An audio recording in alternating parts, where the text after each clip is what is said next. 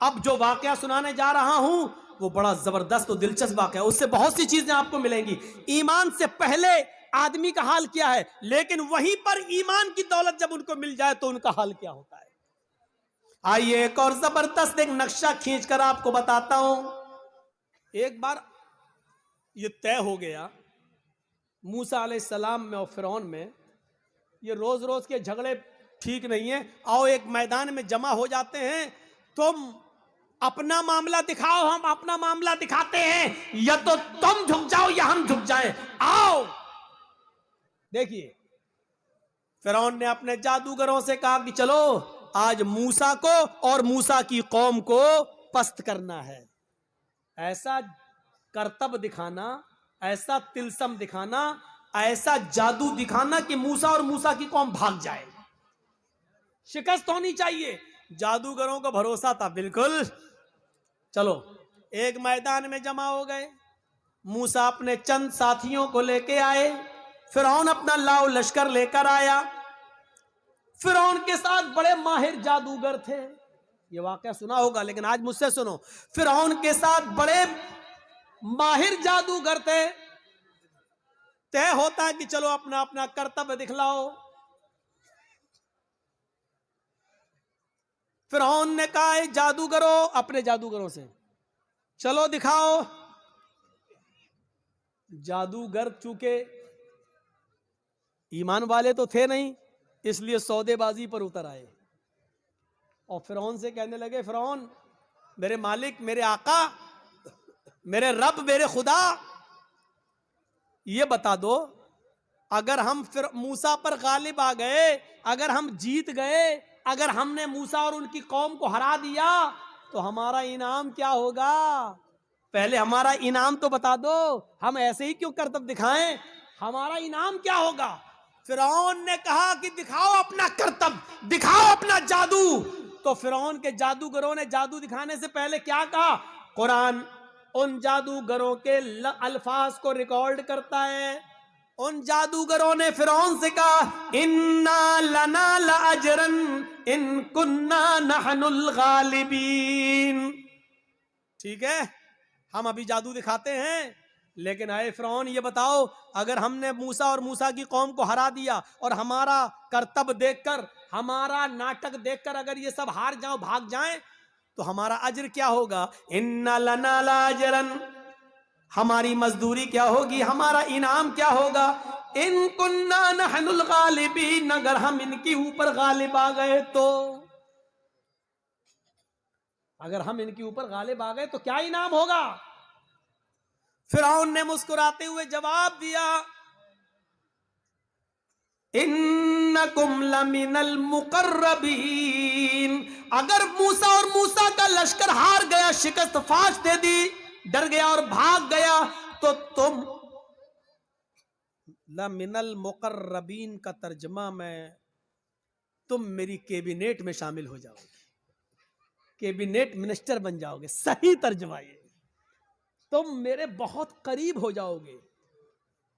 एक chief minister होता है, एक प्राइम मिनिस्टर होता है, तो प्राइम मिनिस्टर और चीफ मिनिस्टर का के करीबी लोग कौन होते हैं, जो उसकी कैबिनेट में शामिल होते हैं। जो भी चीफ मिनिस्टर को करना होता है वो अपनी कैबिनेट से मशवरा करता है, प्राइम मिनिस्टर को जो करना होता है वो अपने कैबिनेट से मशवरा करता है। तो हम जो भी कुछ करेंगे तुम्हारे मशवरे से करेंगे, यानी तुम हमारे मुकर्रब हो जाओगे, हम तुम्हें अपनी कैबिनेट में शामिल कर लेंगे, अल्फाज दीगर हम तुम्हें अपना वजीर बना देंगे, तुम्हें हम अपना मिनिस्टर बना लेंगे, वजीर बना लेंगे, तुम्हारा ये इनाम होगा।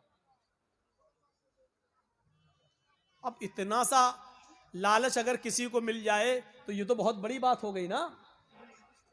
जब उन जादूगरों ने सुना कि फिरौन कह रहा है कि इन्नकुम लमिनल मुकर्रबीन, तुम हमारे मुकर्रब हो जाओगे, हमारी कैबिनेट में शामिल हो जाओगे, हमारे मिनिस्टर बन जाओगे, इतना बड़ा इनाम का जब लालच उनको मिला तो वो फौरन तैयार हो गए।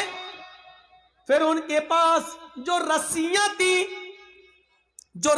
थी उन्होंने उन रस्सियों को फेंका, उन्होंने उन रस्सियों को डाला, उन्होंने जब उन रस्सियों को मूसा के सामने और मूसा की कौम के सामने फेंका तो वो रेंगते हुए सांप बन गए, रेंगते हुए सांप बन गए, सांप बनकर रेंगने लगे। हालांकि वो सांप नहीं थे, वो नजर बंदी थी, हमें दिखाई दे रहे हैं सांप की तरह रेंग रहे, लेकिन वो सांप नहीं थे। जैसे जादूगर हमारे मोहल्ले में आता है, मिट्टी उठाएगा, रखेगा, मुट्ठी बंद करेगा, छू मंतर जादू करके ऐसे घुमा के खोलेगा, रुपया बन जाएगा। हालांकि वो रुपया नहीं है, वो मिट्टी है, लेकिन हमें रुपया दिख रहा है। अगर जादूगर मिट्टी को रुपया बनाना जानता होता तो अपना जादू खत्म करने के बाद फिर कटोरा लेकर 1-1, 2-2 रुपए की भीख हमसे क्यों मांगता? वो कहता है कि ये कला है, ये मिट्टी को मैंने रुपया बनाया, ये सिर्फ हमारी हाथ की सफाई है, ये तुम्हें रुपया दिख रहा है लेकिन हकीकत में रुपया नहीं है। अगर रुपया होता तो फिर तो हम घर बैठ के ये तमाशा क्यों दिखाते तुम्हें, हम तो घर बैठ के मिट्टी का रुपया बनाते रहते। मूसा और मूसा की कौम को वो रेंगते हुए सांप दिखने लगे तो मूसा अलैहिस्सलाम डरने भी लगे, ऐसे हटने भी लगे। फौरन अल्लाह ताला ने फरमाया, मूसा डरो नहीं, ला तखफ या मूसा, अरे मूसा डरो नहीं, तुम्हारे पास जो लाठी है ना, जो डंडा है, इसको जमीन पर मारो, अन अलक़ियासाक, जमीन पर इस लाठी को मारो।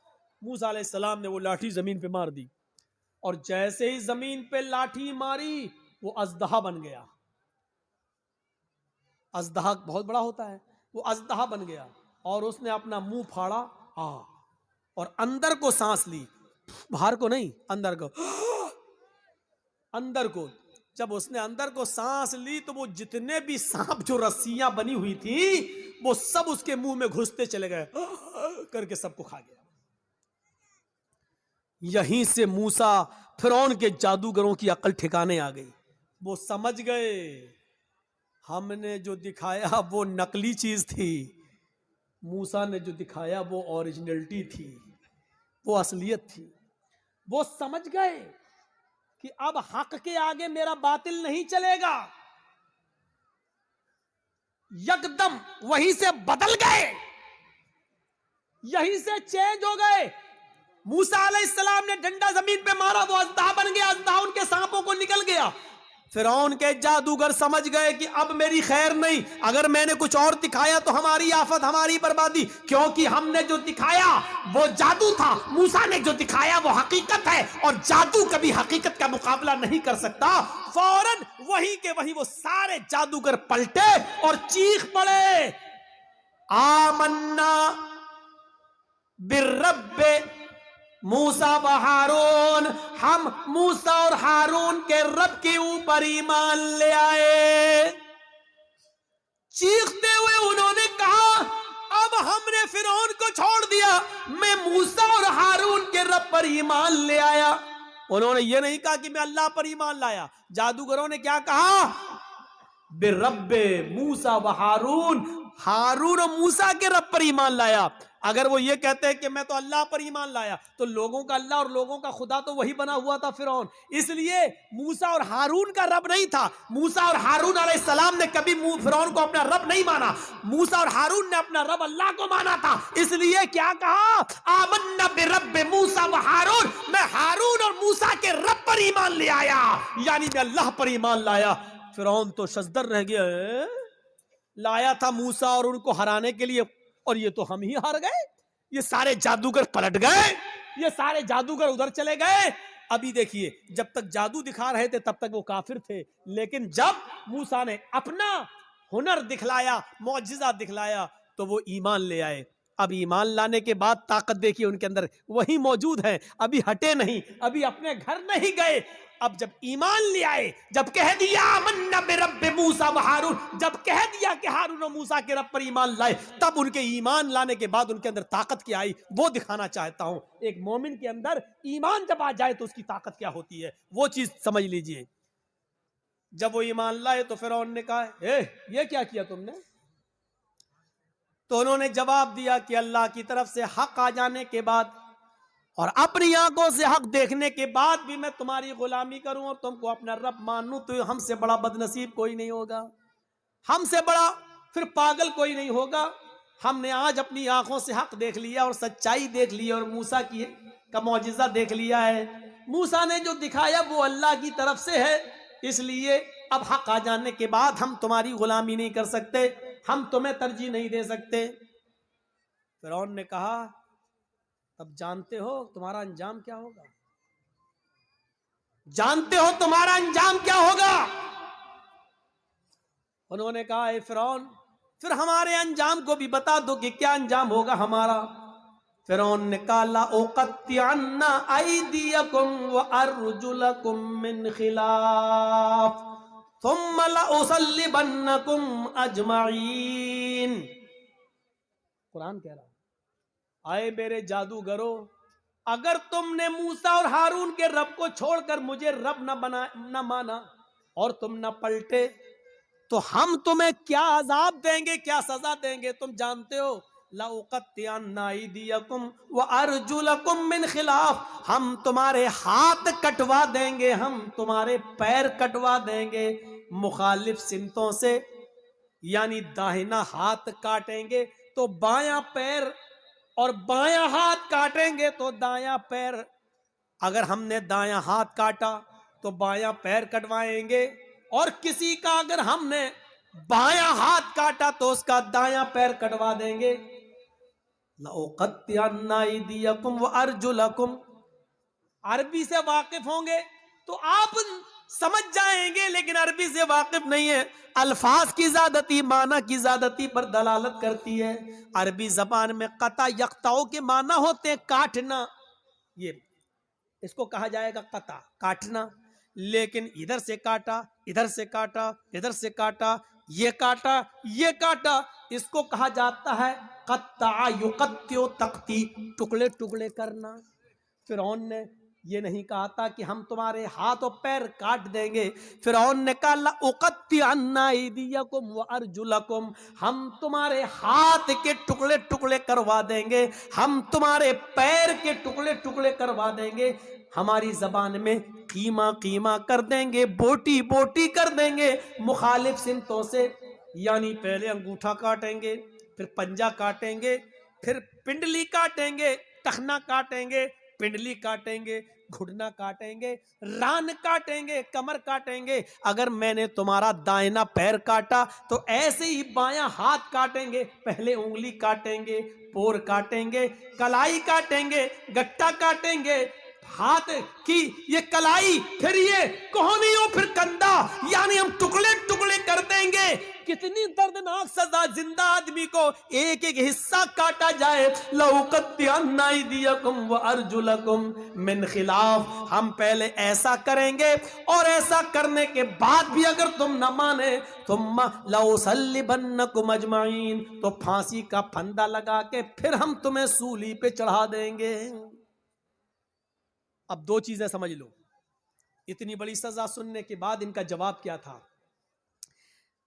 जब काफिर थे, ईमान नहीं लाए थे, फिरौन के साथ आए थे, तब इनकी डिमांड क्या थी, तब इनकी डिमांड क्या थी, इन्ना लना लअजरन, अगर हमने अपना जादू दिखाया और मूसा को हरा दिया तो आप हमें इनाम क्या देंगे।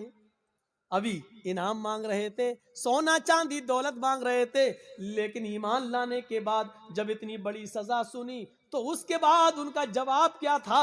यह है ईमान की ताकत। उनका जवाब यह था, फ़क़ज़ी मा अंत क़ाज़िन, फ़क़ज़ी मा अंत क़ाज़िन इन्नमा तक़ज़ी हाज़िहिल हयात दुनिया।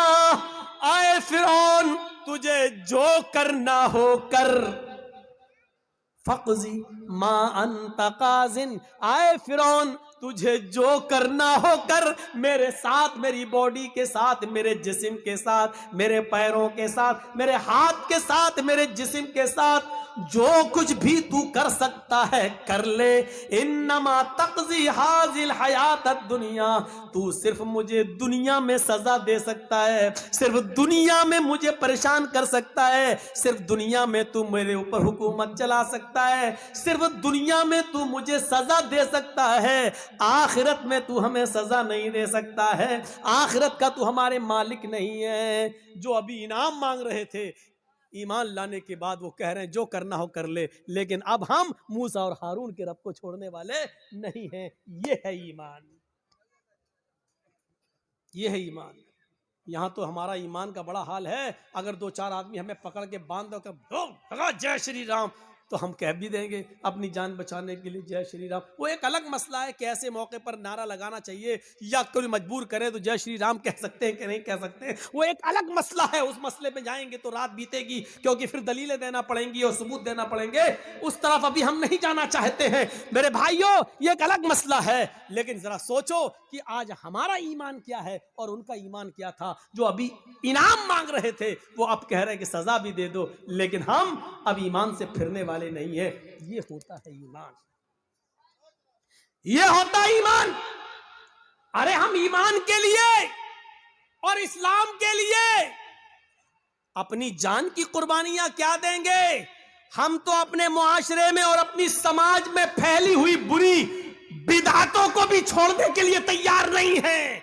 हमारे बाप दादा जो करते आए हैं वही हम करेंगे, हमारे बाप दादा जो करते आए वही करेंगे। ये नए मुल्ला मौलवी जब से पैदा हो गए तब से ये नए नए मसले बताने लगे हैं। ये सूरत हाल आज हमारे दरमियान आ गई है, ये सूरत हाल आज हमारे दरमियान चली हुई है। कोई चीज हमारी मस्जिद में आज हो रही है, बंद हो जाती है, फिर दोबारा चालू हो जाती है। हम अपने बाप दादा की राइज करदा बिदअतों को हम खत्म नहीं कर पा रहे हैं। ईमान और इस्लाम के लिए हम अपनी जान क्या कुर्बान करेंगे, हम क्या छोड़ेंगे। हजरत हाजरा की तरह अपने शौहर को कौन औरत छोड़ने के लिए तैयार होगी, और कौन आदमी ऐसा होगा जो अपने बच्चे को इस्माइल की तरह छोड़कर चला जाए और फिर पलट कर भी ना देखे। हम भी जाते हैं तो एक उम्मीद होती है कि चलो बीवी सऊदीया जा रहे हैं, इस बच्चे ही के लिए तो जा रहे हैं, तुम्हारे लिए तो जा रहे हैं, लेकिन 1 साल के बाद आ जाएंगे, 2 साल के बाद आ जाएंगे। लेकिन वो भी घर में सारा इंतजाम करने के बाद आप जाते हैं और सऊदी जाने के बाद पैसे वगैरह भेजते रहते हैं। यहां तो कुछ नहीं है, अंधेरी रात में क्या होगा, सत्तू और पानी के अलावा कुछ नहीं है। वो भी 2 दिन के लिए बाद क्या होगा, मेरी बीवी क्या करेगी, मेरा बच्चा क्या करेगा। जरा तसव्वुर कीजिए इस पोजीशन में अपनी बीवी और बच्चे को छोड़ना। हम तो अपनी बिदअतों को कुर्बान नहीं कर पा रहे हैं, नहीं छोड़ पा रहे हैं। हमारे बाप दादा जो करते चले आ रहे हैं वो हम करते रहेंगे। वही बात लौट फिर के आती रहती है कि मौलाना साहब क्या किया जाए। मस्जिद में फर्ज नमाज के बाद इमाम के साथ दुआ मांगना कैसा है, कब्रिस्तान में दुआ करना कैसा है, किसी आदमी के मर जाने के बाद किसी मौलाना के साथ उसके घर पे जाकर भोज खाने के बाद दुआ करना उसकी मग़फ़िरत की, ये कैसा है। वही पुराने घिसे पिटे सवाल जो हम 15-20 साल से इन इलाकों में आके बोलते जा रहे हैं, वही सवाल, और आज तक हम उनको खत्म करने के लिए तैयार नहीं होते हैं। ये हमारी बेशर्मी का हाल है, ये हमारी बेशर्मी का हाल है। मेरे भाइयों, आज फिर एक बात को जहन में बिठा लो, दुआ करना गलत नहीं है। एक बात फिर जहन में रख लो, दुआ एक इबादत है, और इबादत वैसे की जाएगी जैसे जनाबी मोहम्मद रसूलुल्लाह ने बताई है। इबादत मोहल्ले के सरदार के तरीके पर नहीं की जाएगी, इबादत मौलवी जर्जीज के तरीके पर नहीं की जाएगी, इबादत मस्जिद के इमाम के तरीके पर नहीं की जाएगी। मस्जिद का इमाम कुरान और हदीस बता सकता है, लेकिन मौलवी के तरीके पर इबादत नहीं की जाएगी। इस बात को आप हमेशा जहन में रखिए। अद्दुआ मुख्खुल इबादा, दुआ इबादत का मग़ज़ है। दुआ के लिए आपको कोई मना नहीं करता है। दुआ जहां अल्लाह के रसूल ने हाथ उठाकर की है आप करिए, कोई मना नहीं करता है। दुआ जहां हाथ उठाकर नहीं की है वहां आप हाथ उठाकर करेंगे तो वहां हम मना करेंगे, इसलिए कि हाथ उठाना साबित नहीं है। मसलन लैट्रीन में जाने की दुआ है, अब आप लैट्रीन में घुस के पढ़िए हाथ उठा के, अल्लाहुम्मा इन्नी औज़ु बिका मिनल खुब्स वल खबाइस। अब बैठिए, बैठिए, दुआ है, क्यों हाथ नहीं उठाया। मैं पूछना चाहता हूं उन लोगों से जो मस्जिद में मजबूर करते हैं इमाम को कि हाथ उठाओ, और पब्लिक से कहते हैं हाथ उठाकर दुआ करो। अगर दुआ के लिए हाथ उठाना है तो लैट्रीन में जाने की दुआ है, बताओ क्यों नहीं हाथ उठाते हो। सब लैट्रीन में क्यों, अरे जब लैट्रीन में दुआ पढ़ सकते हो तो हाथ क्यों नहीं उठा सकते हो? जब लैट्रीन में अल्लाह का नाम ले सकते हो, अल्लाहुम्मा इन्नी औज़ु बिका, तो हाथ उठाने में क्या हर्ज है? क्यों नहीं उठाते हो? अब हमारी अकल कह रही है गंदी जगह पर हाथ कैसे उठाएं? अभी अकल ही तो कह रही है ना। तो मैं कह रहा हूं गंदी जगह पर फिर अल्लाह का नाम क्यों ले रहे हो? नहीं साहब, वो तो अल्लाह के नबी ने बताया है। तो अल्लाह के नबी ने बताया, तो यहां अल्लाह के नबी ने हाथ नहीं उठाया तो हम हाथ नहीं उठाएंगे। अच्छा, खाना खाओ, क्या दुआ है? बिस्मिल्लाह या बिस्मिल्लाहि व अला बरकतिल्लाह, ये दुआ है खाना खाने की। अब आप खाना बैठो, जर्जी साहब खाना लग गया, बिस्मिल्लाह, अब हम खाएं, या बिस्मिल्लाहि व अला बरकतिल्लाह, अब हम बोलिए। चलो ये तो लैट्रीन नहीं है, ये तो घर है।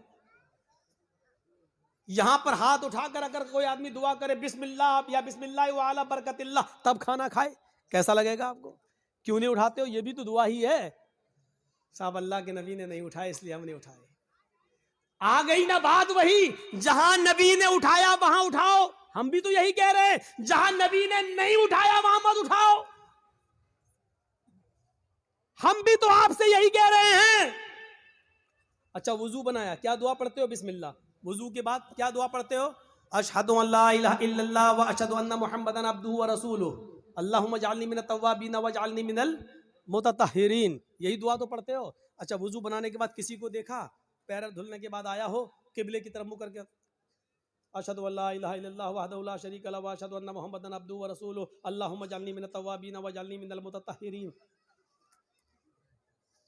मैं पूछना चाहता हूं, क्यों नहीं पढ़ हाथ उठाते हो? यहां वुजू के बाद की दुआ है, हाथ उठाना साबित नहीं है। अजान के बाद की दुआ है, अल्लाहुम्मा रब्बा हाज़िहि दावति ताम्मा व सलातिल काइमा आति मुहम्मदनिल वसीला वल फजीला, लेकिन हाथ उठाना साबित नहीं है। चांद देखकर दुआ मांगना साबित है, चांद देखकर दुआ मांगी जाए, लेकिन हाथ उठाना साबित नहीं है। इसी तरीके से कब्रिस्तान में जाकर दुआ करना जायज है। अल्लाह के नबी ने फरमाया इस्तगफिरू लि अखीकुम, अपने भाई के लिए दुआ करो। हर आदमी को मिट्टी देने के बाद अपने भाई के लिए दुआ करना चाहिए, लेकिन यहां हाथ उठाना साबित नहीं है। जैसे इन जगहों पर हाथ उठाना साबित नहीं है, ऐसे ही कब्रिस्तान में भी हाथ उठाकर दुआ करना साबित नहीं। या है तो हमें बताओ कहां है? नहीं साहब, उठा लें तो हर्ज क्या है? अब इसका जवाब सुनो। अरे हमने हाथ उठाकर दुआ कर ली तो हर्ज क्या है? तो अब मुझे जवाब दो, लैट्रीन में हमने कह दिया हाथ उठाकर अल्लाहुम्मा इन्नी औज़ु बिका मिनल खुब्ज़ि वल खबाइस, तो हर्ज क्या है? मुझे इतना बता दो। अजान के बाद हमने हाथ उठाकर दुआ मांग ली है, अशहदु अल्ला इलाहा इल्लल्लाह, हर्ज क्या है? मुझे बता दो। यहां आपको हर्ज लगता है, मुझे कब्रिस्तान में हाथ उठाकर दुआ मांगने में हर्ज लगता है। क्यों इस्लाम को अपने और अपने बाप दादा के तरीके पर चलाना चाहते हो? इस्लाम चलेगा तो सिर्फ फातिमा के बाप के तरीके पर चलेगा। इस्लाम न तुम्हारे तरीके पर चलेगा, न मेरे, न तुम्हारे बाप के तरीके पर चलेगा, न मौलवी जर्जीज के बाप के तरीके पर चलेगा। इस्लाम चलेगा तो जनाब मोहम्मद रसूलुल्लाह के तरीके पर चलेगा। आपको नमाज पढ़ने के बाद दुआ से कोई नहीं रोकता। यकीन मानिए, नमाज पढ़ने के बाद आप दुआ करिए, हम आपको नहीं रोकते हैं। अच्छा अमल है नमाज पढ़ना, और नमाज के बाद दुआ मांगना अच्छा अमल है। मांगिए, मांगिए, मना नहीं किया जा रहा है। लेकिन यहां अल्लाह के रसूल से हाथ उठाकर दुआ मांगना, और नबी के हाथ उठाने के बाद सहाबा का हाथ उठाना, और नबी का हाथ चेहरे पर फेर कर पहनना, और उसके बाद सहाबा का भी हाथ चेहरे पर फेर लेना, नबी का दुआ मांगना और सहाबा का उस दुआ पर आमीन आमीन कहना, यहां नमाज के बाद साबित नहीं है। इसलिए आपको भी ऐसा नहीं करना है। अकेले आप जितनी लंबी दुआ मांगना चाहे मांगे।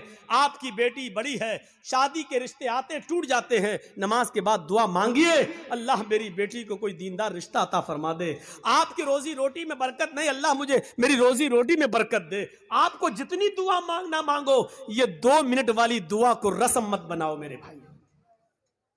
इमाम साहब ने कहा अस्सलामु अलैकुम वरहमतुल्लाह, अस्सलामु अलैकुम वरहमतुल्लाह, अल्लाहुम्मा आमीन। आमीन, पीछे कर आमीन आमीन आमीन आमीन। अबे ये कौन सी दुआ है? और 2 मिनट में ला इलाहा इल्लल्लाह मुहम्मदुर रसूलुल्लाह, 2 मिनट में तेरी भी जरूरत पूरी हो गई, 2 मिनट में उसकी भी हो गई। वहां इमाम कह रहा अल्लाह मेरी रोजी रोटी में बरकत दे, आप कह रहे हैं आमीन। अरे फायदा तो इमाम का हो रहा, आपका क्या हो रहा है मुझे बताओ? वो इमाम तो अपनी दुआ कर रहा है?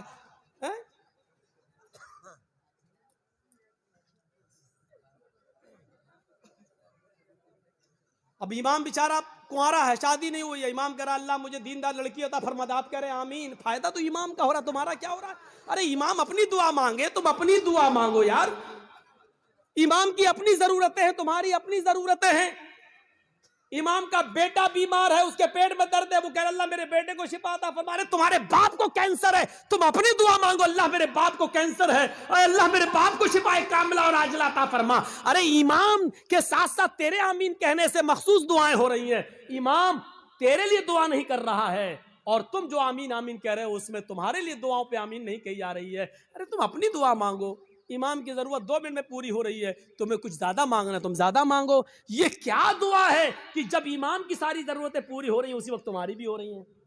2 मिनट में तुम्हारी भी दुआ हो गई, उसकी भी दुआ हो गई। अब हमने कुछ और मांगना था, लेकिन अब हम नहीं मांग पा रहे हैं क्योंकि इमाम ने हाथ फेर लिया, हमें भी फेरना पड़ रहा है?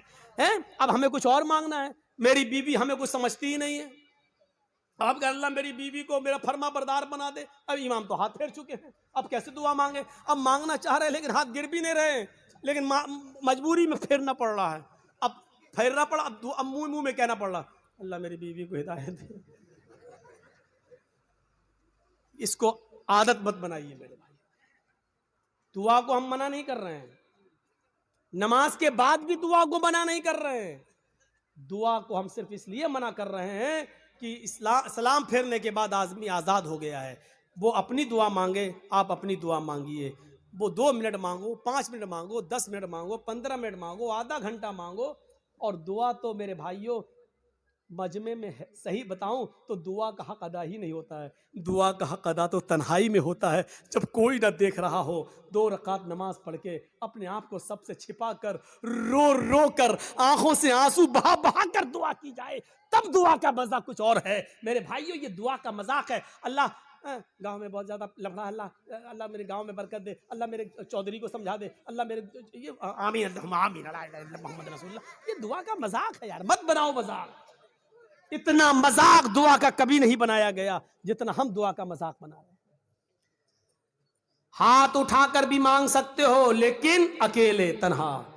कब्रिस्तान में दुआ मांगने का हुक्म है और हर शख्स को दुआ मांगना चाहिए, लेकिन वहां हाथ उठाना साबित नहीं है। वहां सिर्फ हुक्म यह इस्तगफिरू लिअखीकुम, अपने भाई के लिए दुआ करो, सिर्फ दुआ है। अगर हाथ उठाना होता तो अल्लाह के नबी कहते अपने भाई के लिए दोनों हाथ उठाकर दुआ करो। और यह आता कि अल्लाह के रसूल ने फला फला के दफनाने के बाद आपने दोनों हाथ उठाकर दुआ की है, आता हदीस में, लेकिन हदीस की किसी किताब में नहीं आया अल्लाह के रसूल ने किसी भी सहाबी को दफन करने के बाद अपने हाथों को उठाकर दुआ की हो, कहीं नहीं आता है। हाँ ये आया कि अल्लाह के रसूल ने कब्र में सहाबी को दफन करने के बाद सहाबा से फरमाया इस्तगफिरू लिअखीकुम, अपने भाई के लिए दुआ करो। आप चाहते तो कह सकते थे मैं दुआ कर रहा हूं, आप लोग आमीन आमीन बोलो। अल्लाह जिसका इंतकाल हुआ उसके रूह को आला इल्लीन के अंदर जगह अता फरमा, अल्लाह उसके पसमानदगान को सब्र जमील अता फरमा। आप चाहते तो कब्रिस्तान में सब दुआ कर सकते थे, लेकिन आपने न की ऐसे, और न लोगों ने आमीन कहा, बल्कि आपने सबको हुक्म दिया कि तुम अपने भाई के लिए दुआ करो। यानी तुम अपनी दुआ करो, हम अपनी दुआ कर रहे हैं। दुआ सब करें लेकिन अलग अलग करें, और हाथ उठाना यहां साबित नहीं है, इसलिए हाथ ना उठाया जाए। हम खुद तो ईमान के अंदर दाखिल नहीं है, और हुलिया शक्ल सूरत किरदार अमल ऐसे हैं कि जो आना भी चाहता है इस्लाम की तरफ वो भी भाग रहा है। तो उनके इस्लाम से दूर होने का अजाब भी हमारे सर पर लादा जाएगा, क्योंकि हमारी वजह से वो इस्लाम से दूर हो रहा है, हमारी वजह से वो दूर हो रहा है। कौन जिम्मेदार है इसका? ये आज हमारा हाल हो गया है। अल्लाह ने कहा कि हम तुम्हें इज्जत देंगे, हम तुम्हें बुलंदी देंगे, हम तुम्हें हुकूमत देंगे, हम तुम्हें साहिबे हुक्मरा बनाएंगे, साहिबे हुकूमत बनाएंगे, हुक्मरा बनाएंगे। लेकिन तुम्हें भी मेरी एक बात मानना होगी। मेरी शर्त है इन कुंतुम मुमिनीन, कि तुम अपने अंदर ईमान पैदा कर लो। इसका मतलब यह है कि हम मोमिन कहते हैं, है नहीं, दावा है लेकिन है नहीं। अच्छा एक बात बताइए, जब शर्त पूरी नहीं होगी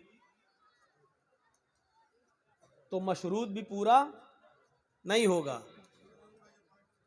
जब तुम्हें भूख लगेगी तो मैं तुम्हें खाना खिलाऊंगा, तो मैं खाना कब खिलाऊंगा? जब तुम्हें भूख लगेगी। नमाज के लिए वुजू शर्त है। जब आपका वुजू सही होगा तो नमाज होगी, वुजू नहीं तो नमाज भी नहीं। तो जब नमाज के लिए वुजू शर्त है, जब वुजू नहीं है तो नमाज भी नहीं है। इज्जत और बुलंदी का वादा अल्लाह ने ईमान के शर्त के साथ किया है। जब ईमान नहीं है तो इज्जत और बुलंदी भी नहीं है। इज्जत और बुलंदी हमें तब मिलेगी जब हमारा ईमान मजबूत होगा। एक और मिसाल से समझने की कोशिश कीजिए। ईमान और अमले स्वालेह ये दोनों लाजिम और मलजूम हैं। आपके अंदर ईमान है या नहीं, इसका अंदाजा आपकी अमली जिंदगी से लगाया जाएगा। आपका अमल बताएगा कि आपके अंदर कितना ईमान है। अगर अमल अच्छा नहीं तो ईमान भी नहीं। ईमान होगा तो अमल होगा, अमल अच्छा होगा तो ईमान होगा। ईमान और अमले स्वालेह लाजिमो मलजूम है। यह समझ लो कि ईमान का लाजिमा है अमल, जैसे सूरज का लाजिमा है रोशनी। अगर दिन में रोशनी निकली है, धूप निकली है, तो इसका मतलब यह है कि सूरज निकला है। अगर रोशनी नहीं है तो इसका मतलब सूरज नहीं निकला है। आग जलेगी तो हरारत होगी, गर्मी होगी। अगर गर्मी है तो इसका मतलब आग जल रही है। अगर गर्मी नहीं है तो इसका मतलब आग नहीं जल रही है। जिस तरह हरारत बताती है कि आग है, जिस तरह सूरज की धूप यह बताती है कि सूरज निकला है, उसी तरीके से हमारे अमल बताएंगे कि हमारे अंदर ईमान है। हमारे अमाल खराब हैं या हम बदअमली का शिकार हैं, तो यह हमारी बदअमली बताएगी कि हमारे अंदर ईमान नहीं है। ईमान इकरार है और अमले स्वाले उसी इकरार का अमली नतीजा है। सिर्फ इकरार काफी नहीं है, उस इकरार के मुताबिक आपका अमल भी होना चाहिए। जर्जीत साहब एक लेबर का काम करते हैं, लेबर हैं, मजदूर हैं। आपने कहा जर्जीत साहब हमारी ये दीवार खड़ी कर दोगे? मैंने दीवार देख के कहा दी हाँ ठीक है, 5 दिन लगेंगे, मैं मिस्त्री हूं, कितना पैसा लोगे? 1000 रुपया 1 दिन का। ठीक है, 5 दिन में हमारी दीवार खड़ी हो जाएगी? जी खड़ी हो जाएगी। 5000 रुपया लगेगा? कहा ठीक है हम दे देंगे। जर्जी साहब आपसे वादा कर लिए, इकरार कर लिया, और 5 दिन आपके यहां काम करने पहुंचे ही नहीं, और 5 दिन के बाद पहुंच गए कि साहब लाइए 5000 रुपया दीजिए। आप दे देंगे? नहीं देंगे। गुस्सा और हो जाएंगे, कमीने जब तुझे आना नहीं था तो पहले बता देता, मेरे 5 दिन बेकार तो नहीं जाते। ओ वो सब हमें नहीं सुनना है, आप हमें 5000 रुपए दीजिए। आपने वादा किया था कि हम 5 दिन के बाद 5000 रुपए देंगे। वो आदमी कहेगा पागल हो क्या, रांची के पागल खाने में भर्ती करूं तुम्हें क्या? अरे मैंने इकरार किया था कि तुम्हें 5000 रुपए दूंगा, तो तुमने भी वादा किया था कि 5 दिन में हम तुम्हारी दीवार बना देंगे। तुमने दीवार बनाई? जब तुमने दीवार नहीं बनाई तो हम तुम्हें पैसा कैसे दें? नहीं देंगे। हम इकरार करते हैं अल्लाह के अलावा हमारा कोई माबूद नहीं और मोहम्मद अल्लाह के रसूल है। हम इकरार करते हैं कि 5 वक्त की नमाज पढ़ेंगे, हम इकरार करते हैं कि ज़कात देंगे, हम इकरार करते हैं रमजान के पूरे महीने के रोजे रखेंगे, हम इकरार करते हैं कि हम हज करेंगे। सिर्फ इकरार करते हैं लेकिन करते कुछ नहीं है। क्या कयामत के दिन हम अल्लाह ताला के सामने खड़े होकर ये कह सकते हैं कि अल्लाह तू मुझे जन्नत दे, तूने वादा किया था कि जिसने ला इलाहा इल्लल्लाह पढ़ा मुझको जन्नत देंगे। अय अल्लाह तू, तेरा वादा था, तूने इकरार किया था। अल्लाह कहेगा मेरे बंदे मैंने कहा था, तुमने भी तो वादा किया था अल्लाह के अलावा कोई माबूद नहीं और मोहम्मद सल्लल्लाहु अलैहि वसल्लम अल्लाह के बंदे और रसूल हैं। यानी तुमने इस बात का इकरार किया था कि 5 वक्त की नमाज पढ़ना चाहिए, रोजा रखना चाहिए, हज करना चाहिए, ज़कात देना चाहिए। मेरे बंदे तूने अपने वादे को पूरा नहीं किया, तूने जो इकरार किया था उस इकरार पर तू पूरा का पूरा कायम नहीं रहा, तो मैं अपने वादे पर क्यों कायम रहूं? नहीं, अल्लाह तूने वादा किया था कि हम जन्नत देंगे, दे। क्या आप कह सकते हैं जब एक मामूली मजदूर को आप सिर्फ वादे और इकरार पर मजदूरी नहीं दे सकते, जब तक कि वो अमल ना करे, जब तक कि वो आपके घर मजदूरी ना करे, आपकी दीवार खड़ी ना करे, जब आप बगैर मेहनत और काम के जब आप उसको मजदूरी नहीं दे सकते हैं, तो अल्लाह रब्बुल आलमीन सिर्फ इकरार और वादे के मुताबिक बगैर अमल के हमें और आपको जन्नत दे देगा। ये कैसे हम उम्मीदें लगाए बैठे हैं, कैसे हमें ये ऐसी उम्मीदों से हम वाबस्ता हो गए हैं? हमें सोचना चाहिए। ईमान इकरार का नाम है और अमले स्वाले उसी इकरार के वादे का नाम है। इस इकरार के मुताबिक तुम वादे पर पूरा पूरा अमल करोगे तो फिर तुम्हें मजदूरी मिलेगी, वरना हमें मजदूरी नहीं मिलेगी। ईमान हमारी बुनियाद है। अब भाई उठना बैठना बंद कर दीजिए, जिसको जहां जगह मिले बैठ जाइए। ईमान हमारी बुनियाद है। और एक बात सुन लीजिए, बुनियाद जितनी मजबूत होती है इमारत उतनी ही मजबूत होती है। बुनियाद जितनी गहरी होती है इमारत भी उतनी मजबूत उस पर बनती है। हमारी बुनियाद मजबूत होनी चाहिए। और हमारी बुनियाद क्या है? ईमान। और अगर कोई शख्स अपनी बुनियाद को छोड़ देगा, बहुत जबरदस्त मिसाल देने जा रहा हूं, जो शख्स अपनी बुनियाद को छोड़ देगा, बुनियाद से रिश्ता खत्म कर लेगा, वो शख्स कभी तरक्की नहीं कर सकता है, कभी बुलंदी पर नहीं पहुंच सकता है। कभी आपने आम के पेड़ के अंदर आम को लटकता हुआ देखा है? आपकी बस्ती में आम के गाछ बहुत होंगे, आम के पेड़ बहुत होंगे। आपने देखा होगा कि आम के सीजन में उसमें आम लगे हुए हैं। कभी आपने यह भी देखा होगा कि अगर हवा चली और हवा थोड़ी सी सख्त चल गई, तेज चल गई, आम के गुच्छे आपस में टकराते हैं। एक आम तेज हवा की वजह से टूटता है और वो आम जब टूट कर गिरता है तो वो जमीन के ऊपर आ जाता है। आपने कभी गौर किया कि जब आम टूटता है तो वो कहां गिरता है?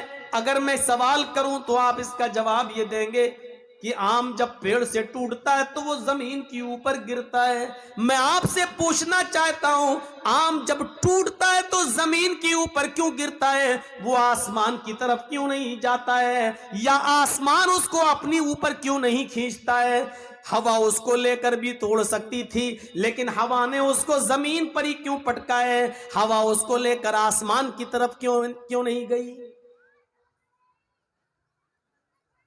आम का ये फल हमें चीख चीख कर ये मैसेज दे रहा है, ये पैगाम दे रहा है, आए दुनिया वालों, जब तक हम अपनी बुनियाद से जुड़े थे, दिन पे दिन मीठे हो रहे थे, दिन पे दिन बड़े हो रहे थे, दिन पे दिन तरक्की कर रहे थे, दिन पे दिन हमारे अंदर उस पर मिठास आती जा रही थी, हम दिन पर दिन परवान चढ़ते जा रहे थे। लेकिन जब हमने अपनी बुनियाद से रिश्ता खत्म किया, जब हमने अपनी बुनियाद से रिश्ता तोड़ा, तो हमारा मुकद्दर जमीन की जिल्लत बन गई, हमारा मुकद्दर आसमान की बुलंदी नहीं बनी, क्योंकि हमने अपनी बुनियाद से अपना रिश्ता तोड़ लिया है, हमने अपनी बुनियाद से अपना रिश्ता खत्म कर लिया है।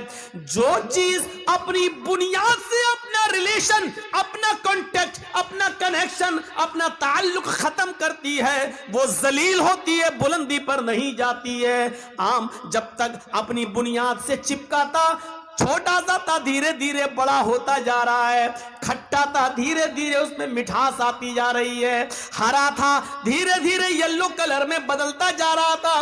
क्यों? क्योंकि वो अपनी बुनियाद से जुड़ा हुआ था। लेकिन जब उसने अपनी बुनियाद से अपना कनेक्शन खत्म किया, अपना रिश्ता तोड़ा, तो फिर वो जमीन के ऊपर आया, फिर वो जमीन के ऊपर गिरा, और जमीन पर घूमने वाले छोटे छोटे बच्चे उस पर झपट पड़े और उसको चीर दिया, आम को फाड़ दिया, आम को, और उसको खा गए, लुकमा बना लिया।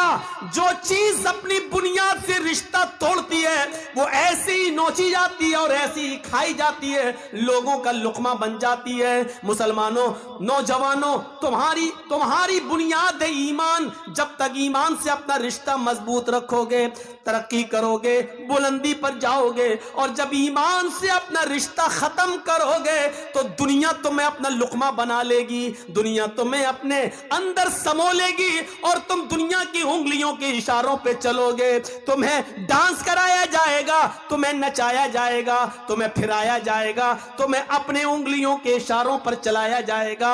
इसलिए तुम्हें चलना पड़ेगा, क्योंकि तुमने अपनी बुनियाद से अपना रिश्ता खत्म कर लिया है, तुमने अपनी बुनियाद से अपना रिश्ता तोड़ लिया है। अगर चाहते हो तरक्की करें, अगर चाहते हो कि बुलंदी पर जाएं, अगर चाहते हो कि हुकूमत मिले, सरदारी मिले, तो तुम्हें ईमान के साथ अपना रिश्ता मजबूत करना होगा, अपनी बुनियाद के साथ अपना ताल्लुक जोड़ना होगा।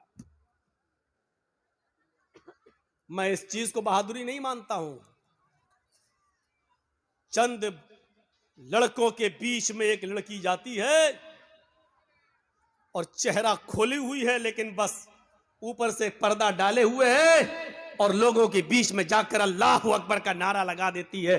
थोड़ी देर के लिए शाबाशी मिल जाएगी, थोड़े देर के लिए जज्बाती मुसलमान जज्बात में बह जाएंगे, और उस लड़की की आवाज में आवाज मिलाकर फिर कलकत्ता में भी एहतिजाज होगा, कर्नाटक में भी एहतिजाज होगा, बंबई में भी एहतिजाज होगा। लेकिन हम इस एहतिजाज को सही नहीं मानते हैं। सही तो हम तब मानते जब एक लड़की हिजाब में गई और उसके हिजाब को उतरवाने की कोशिश की जा रही है, उसके हिजाब को उतरवाया जा रहा है, उसके इस हिजाब के उतरवाने की कैफियत को देखकर हम जितने भी मुसलमान हैं और जितने भी मुसलमान बहनें और माएं और बेटियां हैं, इनको इतना गुस्सा आ जाना चाहिए कि अब हमारे जिस्म से इन कमबख्तों ने हिजाब उतरवाने का प्लान बनाया है। आज से हम हिजाब जिद में पहनकर जाएंगे, हम अपने घरों से हिजाब की हिफाजत करेंगे। देखें कौन है जो हमसे हमारा हिजाब नोच सके और उठा सके। अगर उस लड़की के हिम्मत और बहादुरी और हौसले को सलाम कहना था, तो इन तमाम औरतों को उस दिन के बाद से हिजाब पहनना शुरू कर देना चाहिए था।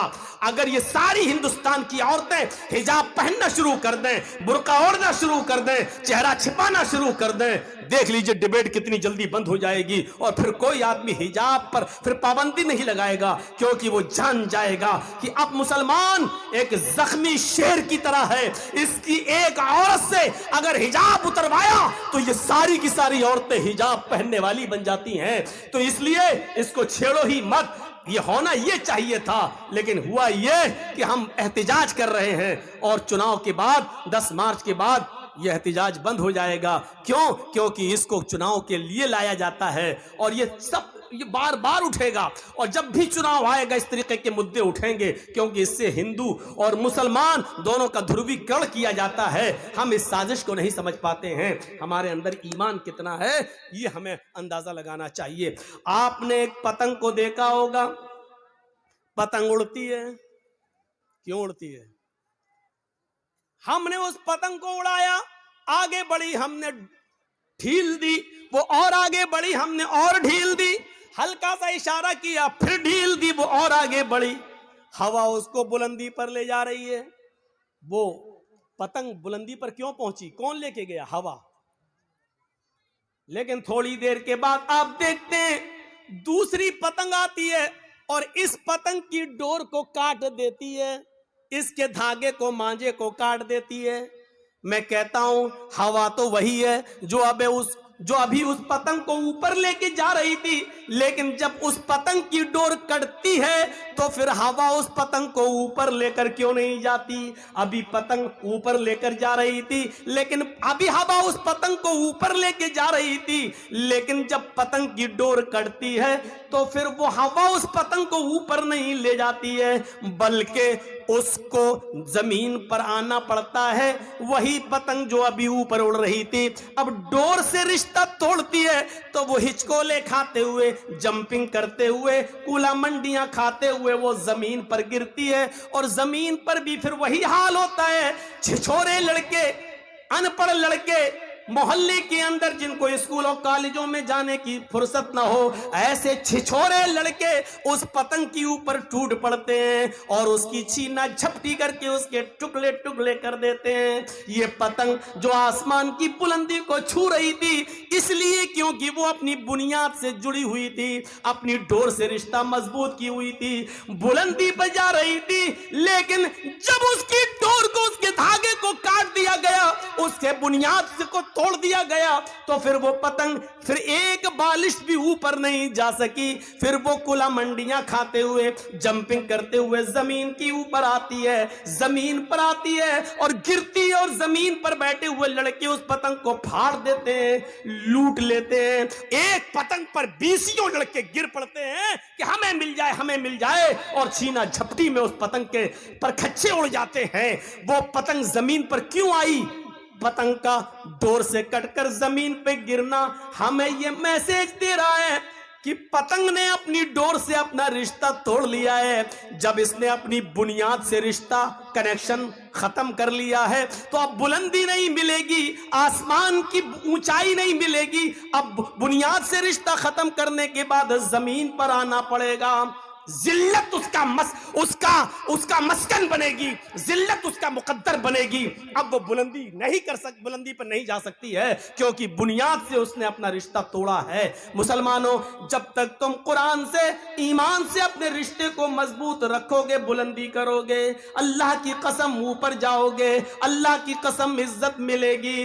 वो भेड़ों बकरियों को चराने वालों को इज्जत किसने दी है? इसी कुरान ने दी है। वो उमर जो कभी कोई गुस्सा बर्दाश्त नहीं करते थे, वो उमर जो जनाब मोहम्मद रसूलुल्लाह सल्लल्लाहु अलैहि वसल्लम की गर्दन भी उड़ाने के लिए निकले थे, उस उमर को 22 लाख मुरब्बा मील का हुक्मरान किसने बनाया?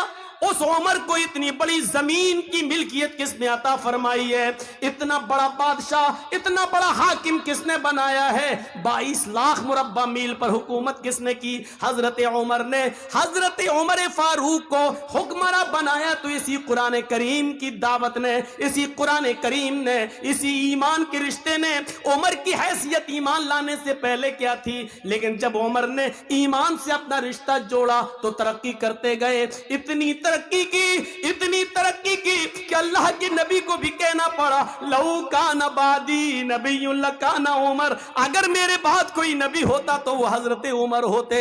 उमर ने इतनी तरक्की की कि 22 लाख मुरब्बा मील इतनी जमीन पर उन्होंने हुकूमत करके दिखाई, और इतनी शानदार हुकूमत करके दिखाई कि महात्मा गांधी को भी ये कहना पड़ा कि उमर फारूक जैसी हुकूमत अगर आज भारत के अंदर कायम हो जाए तो देश के अंदर से खून खराबा मिट जाए, देश के अंदर से खून खराबा खत्म हो जाए, अमन और शांति पैदा हो जाए। ये हमें देखकर लोग इस्लाम की तरफ जुड़ते थे, आज हमें देखकर लोग ये महसूस करते हैं कि ये मुसलमान है। क्या ये इस्लाम की दावत है? क्या ये इस्लाम की तालीम है? थोड़ा बहुत जो करीब होता भी है वो हमसे दूर हो जाता है।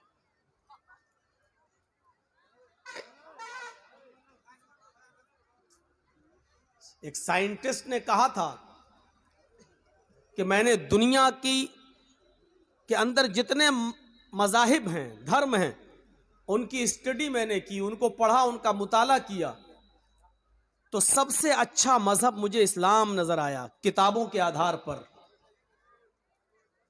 धर्म ग्रंथों को पढ़ने के बाद, मजहबी किताबों के पढ़ने के बाद सबसे अच्छा मजहब हमें इस्लाम नजर आया। फिर उसने पूरी दुनिया में जहां तक वो घूम सकता था, दौरा कर सकता था, ट्रेवल कर सकता था, उसने ट्रेवल करके देखा, उसने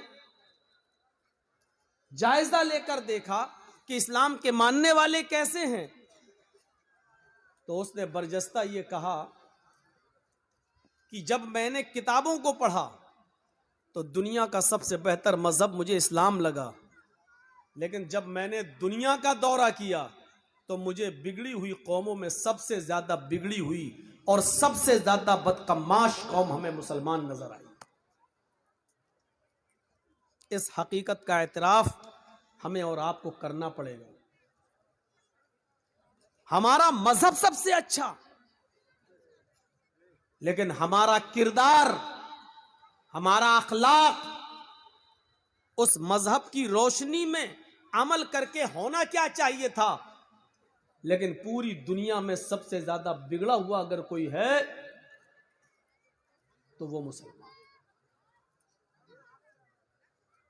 कभी हमने गौर किया इस बात पर?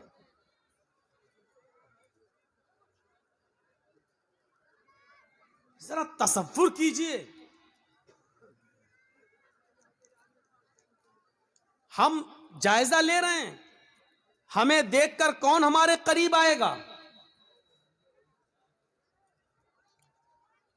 मैंने शायद परसों मौजमपुर के जलसे में एक मिसाल पेश की थी कि हमारी हालत बिल्कुल उस मरीज की तरह है जिसके दांत में बहुत दर्द था और वो एक डॉक्टर के पास गया। डॉक्टर ने कहा कि तुम्हारी दाढ़ खराब हो चुकी है, उसको उखाड़ा जाएगा, उसमें दवा भरी जाएगी। उसने कहा डॉक्टर साहब फीस क्या है? डॉक्टर ने कहा कि दांत देखने के बाद, दवा ववा सब बताने के बाद कि इतने की दवा आएगी, इतने दिन खाना पड़ेगी और फीस लेके सब 200 रुपए पड़ेंगे आप। उसने कहा ठीक है साहब, आप हमारी दाढ़ निकाल दीजिए। डॉक्टर ने पिलास लिया और उसकी दाढ़ को जब उखाड़ा तो वो इतनी तेज चिल्लाया, आह मर गया, दर्द से वो चिल्लाया। बहरहाल डॉक्टर ने दांत तो उखाड़ दिया, दवा ववा दे दी। दवा देने के बाद उसने कहा लाओ 600 रुपए। मरीज बड़ा परेशान, 600 रुपए किस बात के? तय तो 200 रुपए हुआ था, तुम 600 क्यों मांग रहे हो? डॉक्टर ने कहा कि तुम इतनी तेज चिल्लाए हो कि बाहर जो 2 मरीज बैठे थे तुम्हारे चीखने से भाग गए, उनकी फीस भी तुमसे ली जाएगी। हमारे 2 मरीजों को तुमने भगा दिया है, अगर वो दोनों होते तो 2-2 400 वो और 200 तुम्हारे, 600 रुपए उनके, 400 रुपए भी तुम्हें नहीं, तुम्हारे बाप को भी देना पड़ेंगे, क्योंकि तुम्हारे चीखने से वो भाग गए। आज वही कंडीशन हमारी है। अऊज़ु बिल्लाहि मिनश शैतानिर रजीम।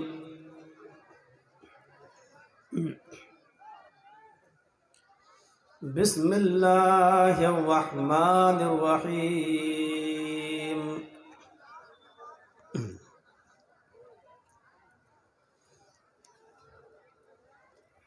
वला तहिनु वला तहज़नु व अंतुमुल अअलौना इन कुंतुम मुमिनीन।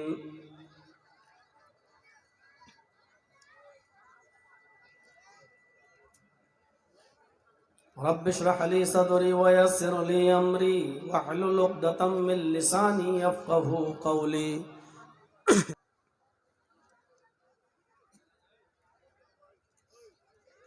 कुरान करीम की जो आयत मैंने आपके सामने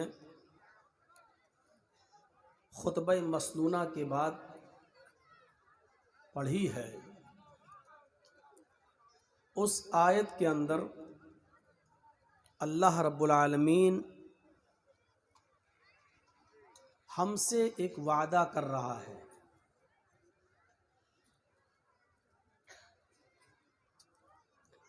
और वादा उसका ये है कि मुसलमानों, तुम्हें गम करने की ज़रूरत नहीं है, तुम्हें हरासा होने की ज़रूरत नहीं है, तुम्हें परेशान होने की ज़रूरत नहीं है, तुम्हें किसी भी चीज़ की फिक्र यानी चिंता करने की ज़रूरत नहीं है। हम इज्जत तुम्ही को देंगे, हम बुलंदी तुम्ही को देंगे, हम तरक्की तुम्ही को देंगे, हम तुम्हें सबसे ऊपर रखेंगे। इस वादे के साथ साथ उसने एक शर्त लगाई है, मगर मेरी शर्त ये है, इन कुंतुम मुमिनीन, अगर तुम मोमिन हो तो, अगर तुम्हारे अंदर ईमान है तो। आज इसी पर हमें कुछ गुफ्तगू करनी है। हम इस आयत के पसे मंजर में अपने हालात का जायजा लें। जब हम समाज में, सोसाइटी में, मुआशरे में अपने समाज का जब जायजा लेते हैं तो पता ये चलता है कि सबसे ज़्यादा जलील हम हैं, सबसे ज़्यादा रुस्वा हम हैं, सबसे ज़्यादा बेइज्जत हम हैं, सबसे ज़्यादा परेशान हम हैं। इसका मतलब क्या है? अल्लाह ने तो ये कहा कि व अंतुमुल आलौन, हम हुकूमत तुम्हें देंगे, हम सबसे ज्यादा बुलंदी पर तुम्हें रखेंगे, तरक्की हम तुम्हें देंगे, इज्जत हम तुम्हें देंगे। लेकिन यहां तो उल्टा है, बिल्कुल